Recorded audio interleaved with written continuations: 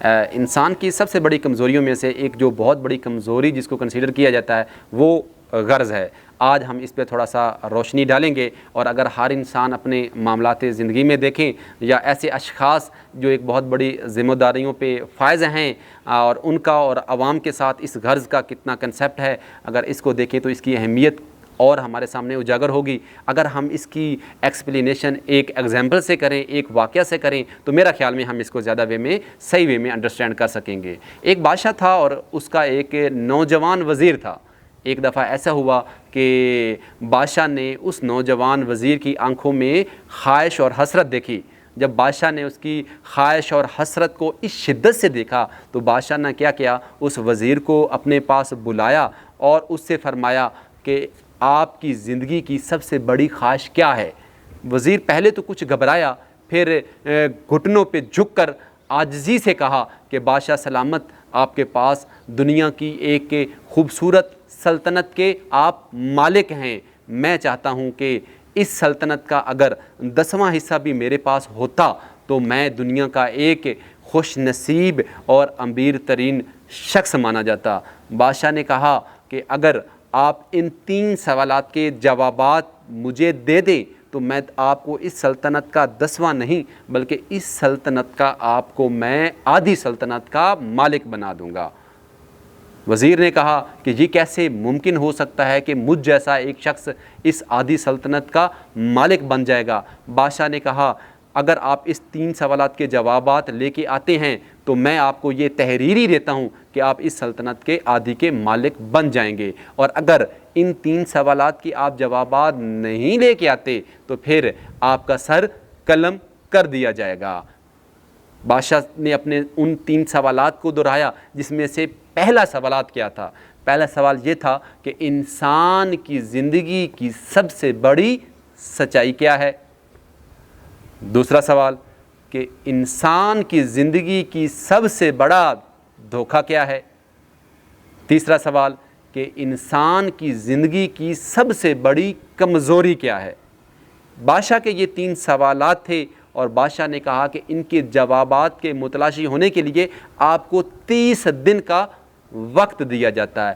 ان 30 دنوں میں اگر تو آپ جوابات لے کے آئے اور آدھی سلطنت کے مالک بن جائیں گے، اگر ان کے جوابات نہ لے کے آئے تو پھر آپ کا سر قلم کر دیا جائے گا۔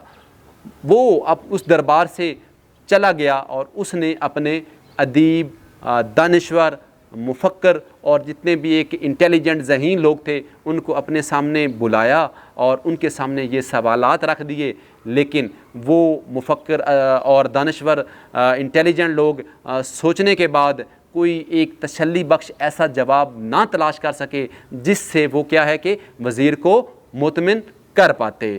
اسی طرح سے اس کی جو ہے تگ و دو جاری و ساری رہی اور وہ ان کے جوابات کے لیے متلاشی رہا، لیکن اس کو کوئی جوابات نہ مل سکے۔ آخر ایسا ہوا کہ ڈیڈ لائن کا وقت بالکل قریب آ چکا اور اس میں سے بادشاہ کے سامنے پیش ہوتے ہوئے اس کو صرف 1 دن باقی تھا۔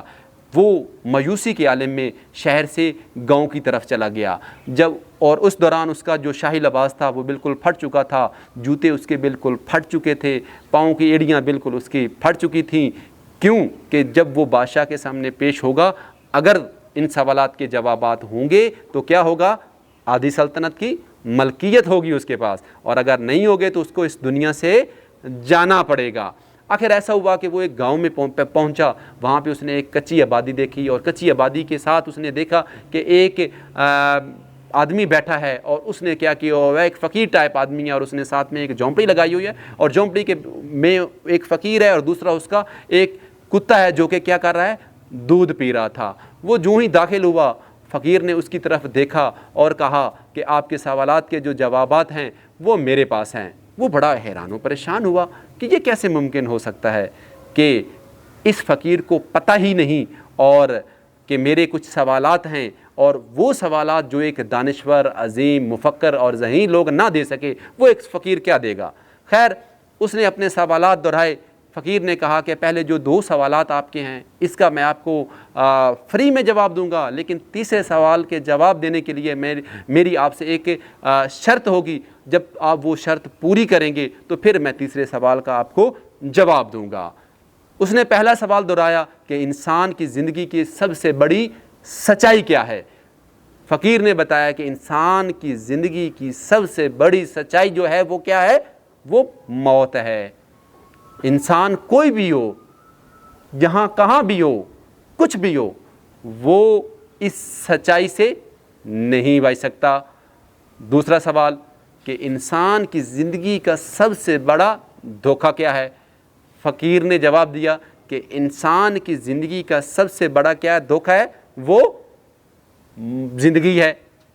ہر شخص دائمی سمجھ کر اس کے دھوکے میں آ جاتا ہے کہ میں نے ہمیشہ کے لیے رہنا ہے، لیکن یہ جو زندگی ہے یہ کیا ہے؟ یہ ایک دھوکہ ہے، اور اس کو ایک نہ ایک دن مرنا ہے۔ لہذا موت کیا ہے؟ یہ انسان کی زندگی کے سب سے بڑا دھوکہ ہے۔ اب تیسرا سوال آتا ہے کہ تیسرے سوال کے لیے کہ انسان کی زندگی کی سب سے بڑی کمزوری کیا ہے؟ اس کے لیے فقیر نے کہا کہ آپ کو یہ جو کتے کا بچا ہوا دودھ پڑا ہے یہ پہلے آپ کو پینا پڑے گا، جب آپ یہ پی لیں گے اس کے بعد اس کا میں آپ کو جواب دے دوں گا۔ وزیر نے کہا یہ کیسے ممکن ہو سکتا ہے کہ میں وزیر ہوں اور کتے کا بچا ہوا جو دودھ ہوں اس کو پی لوں؟ فقیر نے کہا کہ اگر آپ نہیں پیتے تو کل بادشاہ سلامت آپ کی گردن کاٹ دے گا اور آپ اس دنیا سے چلے جائیں گے، تو آپ کی نہ تو وہ جو خواہش ہے وہ پوری ہوگی، اور اگر آپ یہ دودھ پی لیتے ہیں تو آپ کی زندگی کی خواہش جو ہے نا وہ پوری ہو جائے گی، اور آپ کل کیا ہو جائیں گے؟ آدھی سلطنت کے مالک ہو جائیں گے۔ وزیر نے بہت سوچا، اور سوچنے کے بعد پھر ایسا ہوا کہ اس نے اپنی سیلف رسپیکٹ تھی اس کو گرا دیا، اور کتے کا جو بچا ہوا دودھ تھا وہ پی لیا، اور اس نے کہا کہ اب مجھے تیسرے سوال کا جواب دیں۔ تو فقیر نے اس کی طرف دیکھا اور مسکرا کر کہا کہ انسان کی سب سے بڑی جو کمزوری ہے نا وہ غرض ہے، کہ اس غرض کی خاطر انسان اس لیول تک گر جاتا ہے کہ اس کو کتے کا بچا ہوا دودھ بھی پینا پڑتا ہے۔